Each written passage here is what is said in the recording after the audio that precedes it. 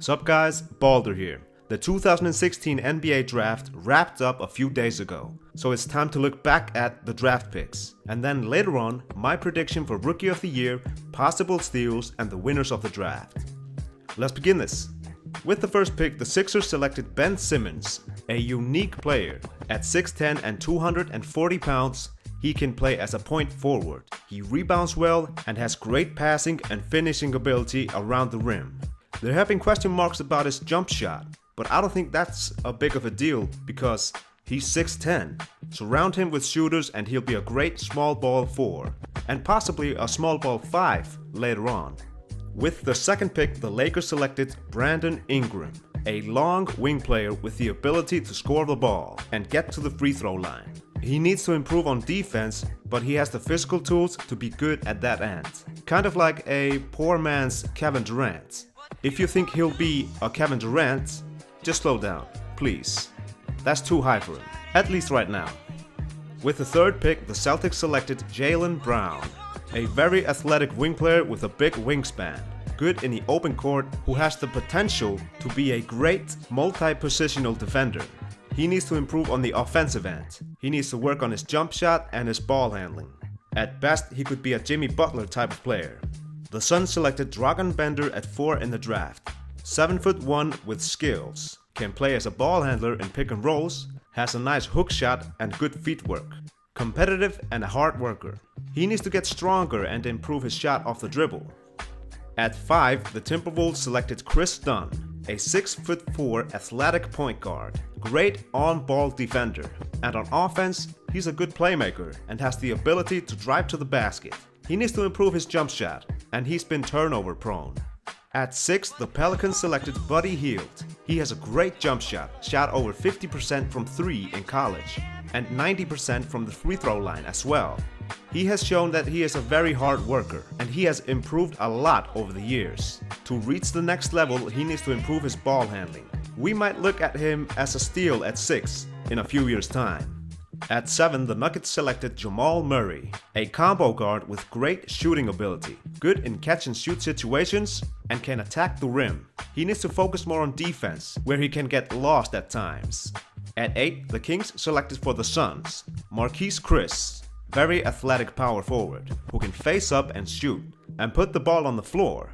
One thing he's lacking is that he's not a good rebounder. At 9, the Raptors selected Jakob Poeltl. At 7'1", an agile player for his size.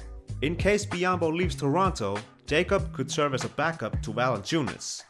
At 10, the Bucks selected power forward Thon Maker. At 7'1", a good athlete that can handle the ball, can shoot hook shots with both hands, has a great motor and competes hard. He has a potential to be a good defender with his length and quickness. He needs to get stronger, and there have been some questions about how old he is. Listed at 19 years old, some say he could be 22.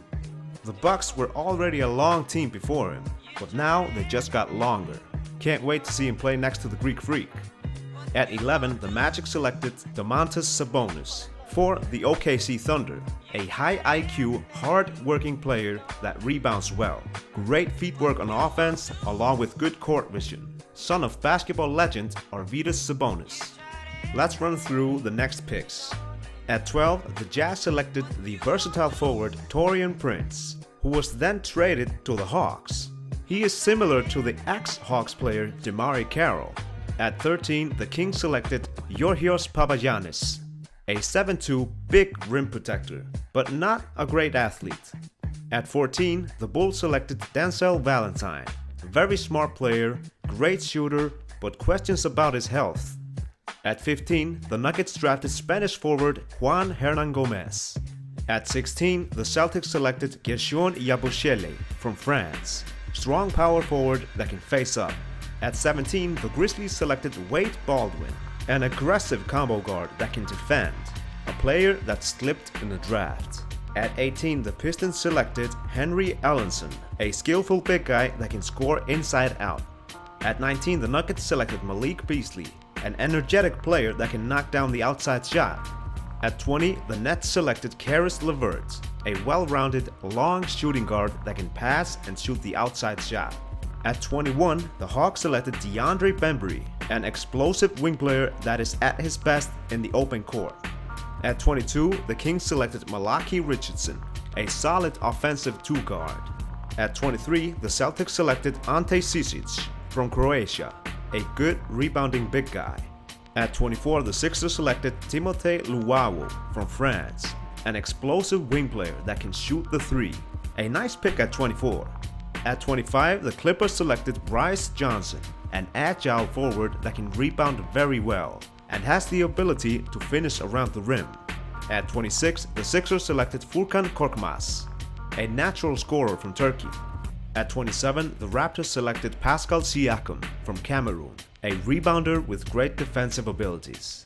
At 28, the Kings selected Skal Labissière, considered the second best player out of his class from high school, but his stock has dropped a lot during his only college year. At 29, the Spurs selected Dejounte Murray, great pick for the Spurs who could turn up as a steal. At 30, the Warriors select center Damian Jones. Now, just a few notable second-round picks. At 31, the Grizzlies selected Deyonta Davis, who was the last player picked from the green room. At 33, the Pelicans selected Sheikh Diallo. At 34, the Suns selected Tyler Ulis. At 36, the Bucks selected Malcolm Brogdon. At 37, the Rockets selected Shinano Onuaku. At 41, the Magic selected Steven Zimmerman. At 43, the Rockets selected So Kui.